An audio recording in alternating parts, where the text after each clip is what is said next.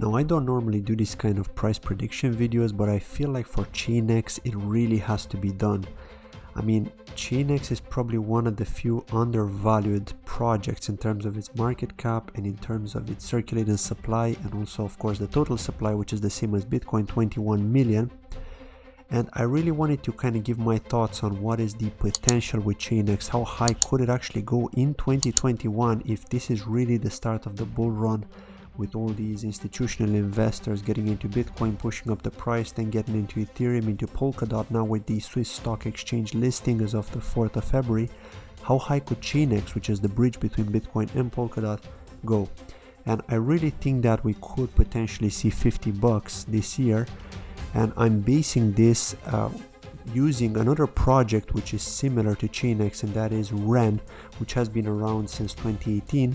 Ren are also building a bridge between Bitcoin and Polkadot, but they're using a virtual machine, and there's no real incentive for using Ren, even though that's also going to be integrated in Acala network, which we all know Acala is an absolute beast. So based on Acala, based on the other partnerships that ChainX has, and based on the importance of holding PCX, not only to create that vault where you're going to be minting XBTC, which is the Polkadot pegged token to Bitcoin, but also just for the staking rewards, right? The staking rewards are absolutely humongous. I mean, 42% return on investment per year is very, very good. And if you're a validator, you get even more than that. It could end up being as high as double. So with the block rewards of 50 PCX per block until May of this year, I mean, there's all the reason why somebody would want to be interested in PCX. And again, this isn't financial advice, but it's just to kind of reiterate the importance. And so we're currently sitting at $6.03. And actually, if we look on MXC here, we did have a bit of a pump earlier today. It went to 672. So I'm assuming it might be some insider, knowing that the OKX exchange listing announcement is going to happen tomorrow probably, because it's been over a week and we haven't heard anything back since the voting ended, and we know that PCX and ChainX won that voting. So that might be an insider probably pumping, or somebody with a bit of a capital bought into the market here, because it does lack a lot of liquidity. You can see here that somebody that's buying 76 PCX at market price would actually pump it to 625. So it really lacks liquidity, and the same goes for selling. If somebody was to sell, that's how much they get. And it's normal here, right? The stakers probably dumped here. They wanted to take this opportunity to take out their seed, as they say, you know, to reinvest, or probably to wait for lower prices, buy back in, and then they can scoop back up here. So let's talk about the price here for ChainX. So first of all, before we look at the potential market cap, let's look at Ren, because we need to have something to go by, right? So Ren is currently sitting at 76 cents.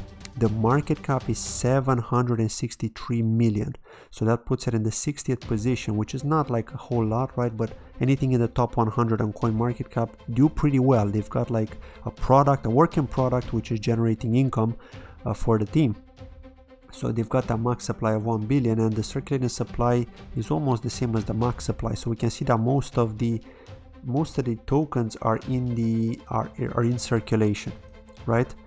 Now let's lowball PCX here, and let's not say 700 million market cap, but let's say 500 million market cap, right? So what would that place PCX in terms of the price? So now we know that there's 8.8 million. This is on CoinGecko, by the way, because the problem is that on coin market cap we cannot actually see the real circulating supply. It doesn't get updated, but on CoinGecko it is updated. So 8.8 million is the circulating supply at the moment out of the 21 million, and the market cap is 53 million, right? So let's give it a 500 million market cap, because that's really realistic once we see the ChainX Parachain launch.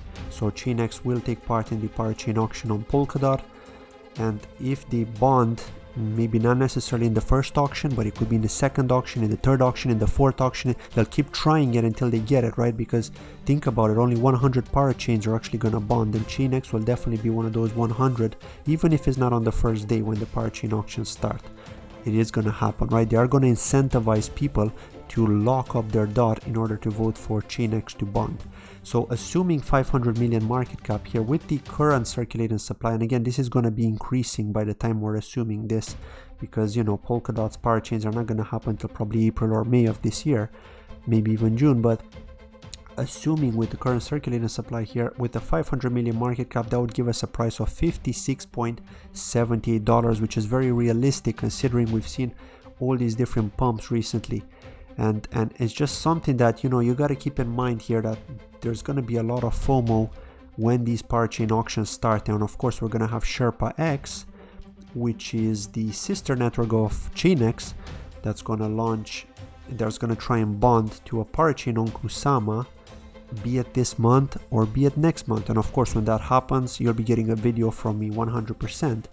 And think about that, right? If SherpaX successfully bonds, again, not necessarily in the first auction, it could be in the second or third, but if it bonds, then what would that say for PCX in terms of putting it in the spotlight, right? Everybody would know about ChainX then. Everybody, like people that have heard of ChainX but didn't really look into it, didn't really care, will now hear of ChainX when SherpaX bonds to Kusama, because they'll be like, everybody holds PCX will be getting their airdrop, the word spreads. So when the word spreads, then people are going to be looking at PCX and they're going to see that potential, so they're going to see that it's undervalued, right? So that's the thing, like, it's just something to keep in mind. So aside from that, we also have to keep in mind the possible exchange listings. We've got Huobi, who are supporting the DOT ecosystem. We've got Binance, who are supporting the DOT ecosystem. They both announced it. If they're going to be supporting the parachain auctions, what's it to stop them from listing PCX and possibly even KSX, right? So yeah, that's something to keep in mind. There's all the reason now, especially right now. Think about the one-to-one airdrop that you're going to get for holding, simply holding your PCX, be it on MXC exchange, because they are supporting it, although I don't recommend you hold it here, but if you want to, you can, or in your wallet, dapps.chainx.org, and you can even stake it to generate that passive income while you're waiting, right? So this is my my personal point of view and why I think that PCX could easily get to $50 this year.